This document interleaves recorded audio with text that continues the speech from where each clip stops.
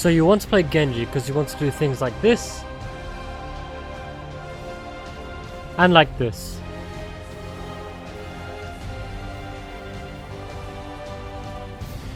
This is a no-nonsense guide to Genji, the Cyber Ninja.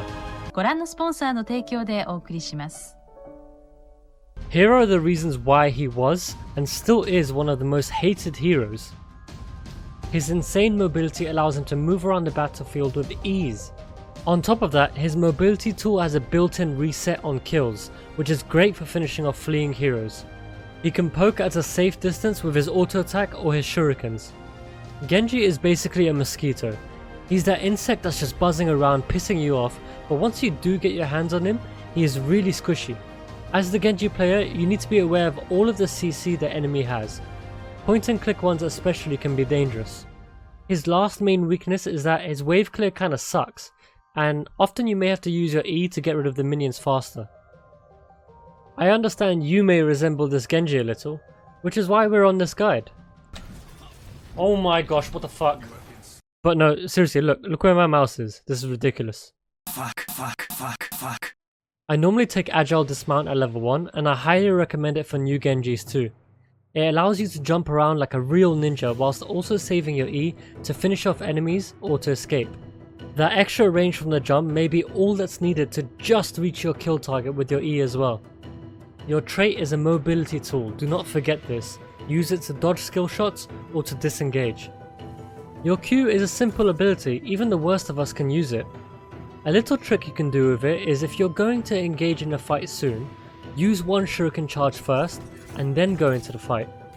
All Q charges refresh at the same time, so effectively you'll get 5 shuriken uses in one go. You can see here I'm also standing near the target in order to ensure all of the shurikens hit. Onto his W. The only way to use this to its maximum is by knowing who your enemy is. Use those weeb sensors and predict when and how the enemy will use their abilities. You can see here I've jumped over and I basically have a pseudo taunt. They all rush to me and I know they lack the CC to stop my W. I even walk into Cassia's Fen to deal more damage with my W. Come on. Again!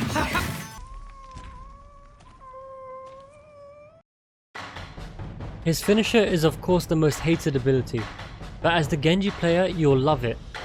The satisfaction from getting a reset on your E is something that cannot be explained. Use it for mobility, to engage or disengage. You can even use the same E for killing someone and disengaging at the same time. It's hard to tell someone to be looking around at all times, but you need to be looking around at all times. Double kill. Triple kill. Wow.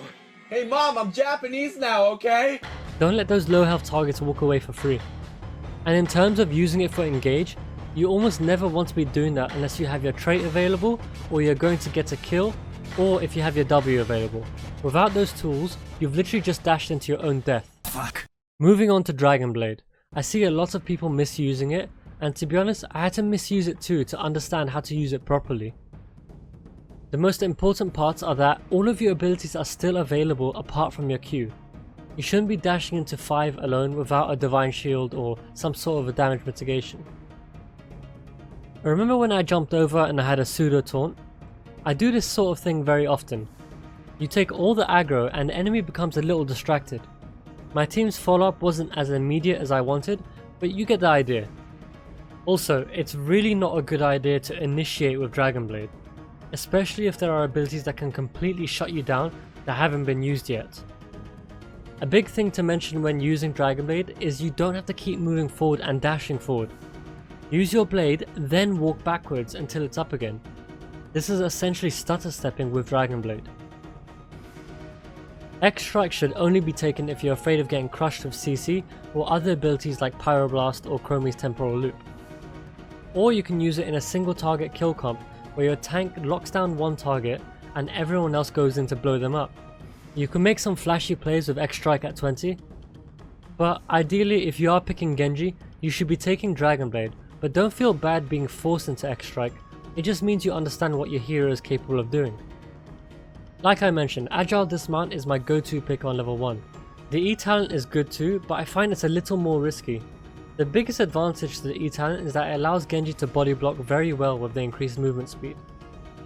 On 4 and on later talents, I would continue to go for E talents.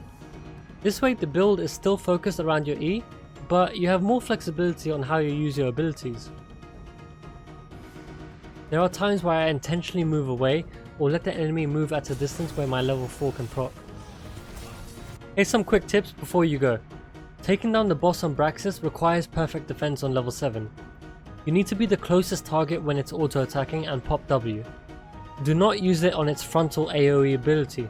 It doesn't do as much damage as the normal AA from the boss. Also, like other heroes that have teleports or mobility tools, you can dash out of your safe zone and immediately mount up. Genji, say something in Japanese. I need healing.